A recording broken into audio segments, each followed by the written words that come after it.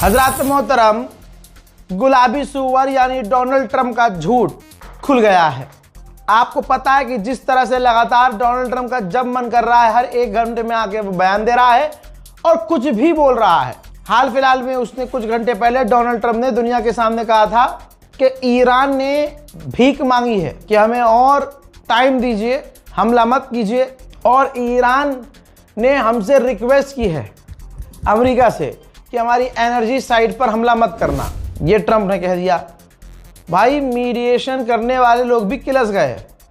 Mediation करने वालों ने प्रूफ देखिए, मीडिएशन करने वालों ने साफ कह दिया कि ऐसा कुछ नहीं है, ईरान ने अमेरिका से कोई रिक्वेस्ट नहीं की है। लीजिए दोस्तों, खुलासा हो गया। गुलाबी सुअर एक बार फिर से जलील। ईरान के लिए साफ कहा है मीडिएटर्स ने कि ईरान ने डोनाल्ड ट्रंप से कोई रिक्वेस्ट नहीं की है। पूरी दुनिया में जलील जैसे जैसे हो रहा है, पागल हो रहा है ट्रंप।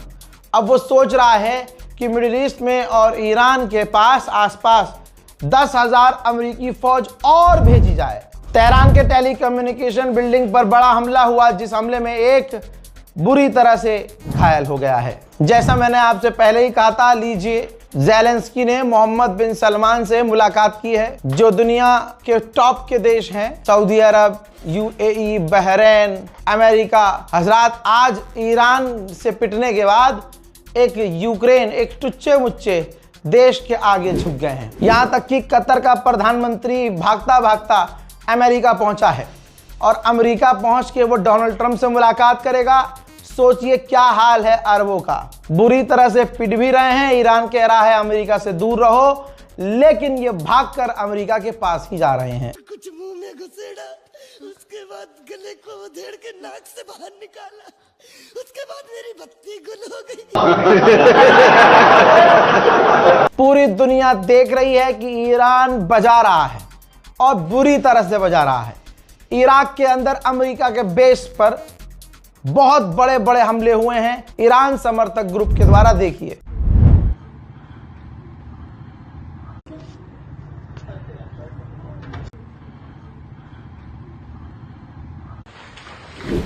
लीजिए एक और बुरी खबर। भारतीयों के लिए हर जगह से बुरी ही खबर आती है।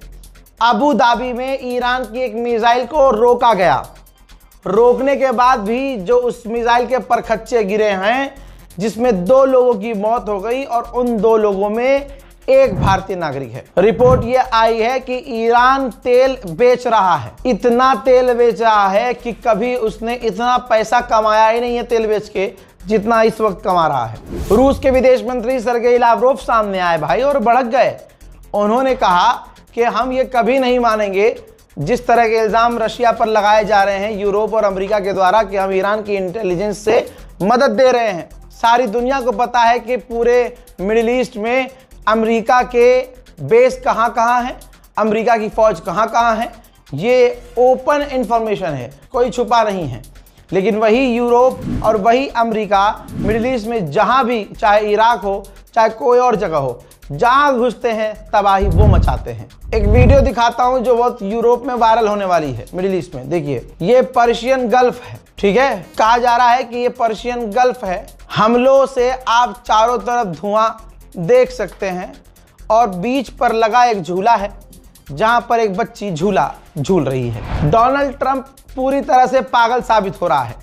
इंटरनेशनल मीडिया में ऑडियो इंटरव्यू देते हुए कहता है कि ईरान हमसे 7 दिन मांग रहा था, मैंने उन्हें 10 दिन दिए और मैंने कहा कि 10 दिन तुम्हें इसलिए दे रहा हूं क्योंकि तुमने 10 टैंकर हमें गिफ्ट में दिए, तो हम तुम्हें 10 दिन दे रहे हैं, सोच लो। जबकि ईरान और ईरान के साथी और मीडिएटर साफ कह रहे हैं कि ऐसी कोई बात हुई नहीं है, जैसी बातें ये काना गुलाबी सुअर आके बोल देता है।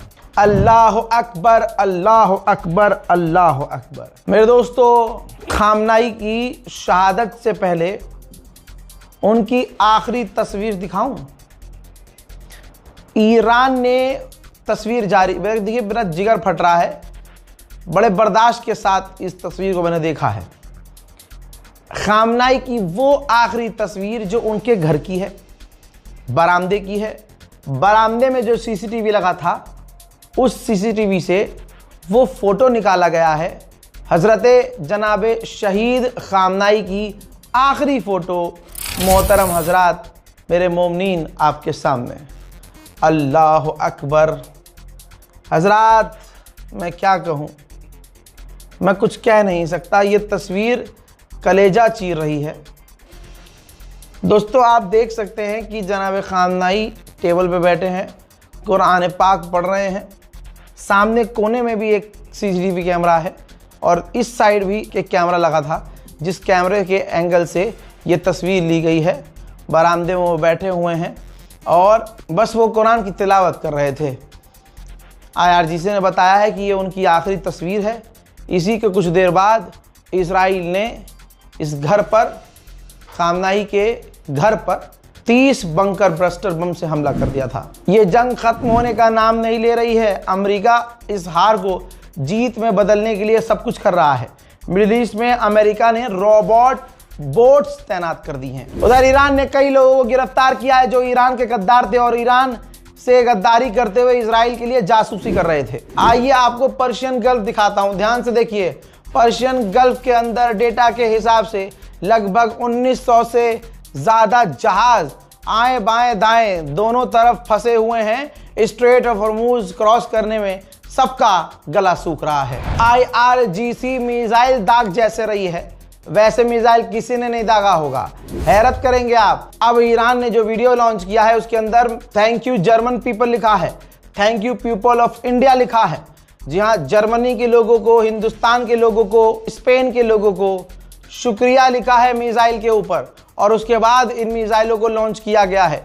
ये वीडियो बहुत तेजी से वायरल होने वाला है। सेव कर लीजिएगा और देख लीजिएगा इस वीडियो को और शेयर कीजिएगा। जहां नेतन्याहू और अमेरिका ये कह रहे हैं कि वो जीत गए हैं, ईरान ने इजराइल को फिर से क्लस्टर बमों से नाप दिया है। तस्वीर देखिए, इजराइल के इलाके में लगातार ईरान की मिसाइलें, खासकर क्लस्टर मिसाइलें तबाही मचा रही हैं। पूरे इलाके में आप धुआं देख सकते हैं। IAEA ने नोटिफिकेशन चेतावनी जारी की है और कहा कि ईरान के जिस तरह से पावर प्लांट पर हमला हो रहा है, रेडिएशन लीक हो सकता है। और अगर रेडिएशन लीक हुआ तो सिर्फ ईरान के लोग बर्बाद नहीं होंगे, बल्कि ये रेडिएशन ईरान के बाहर तक फैलेगा। जैसा नेतन्याहू ने कहा 48 घंटे में अपनी फौज को कि जितना हमला कर सकते हो ईरान पर उतना हमला करो।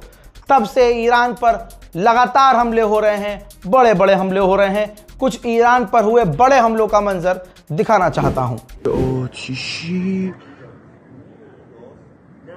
چه آتشی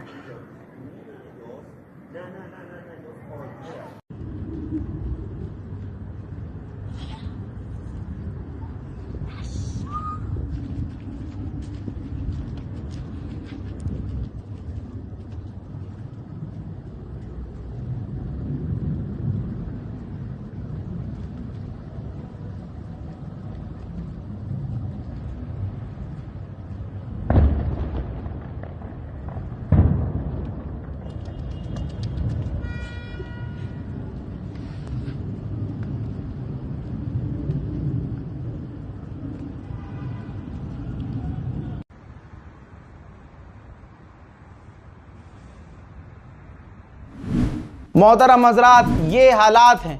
पूरी रात आपको अपडेट दिया है। अपनी दुआओं में मुझे याद प्लीज़ रखिएगा। इस रिपोर्ट को शेयर कीजिएगा और चैनल को कम से कम सब्सक्राइब कीजिएगा। जय हिंद।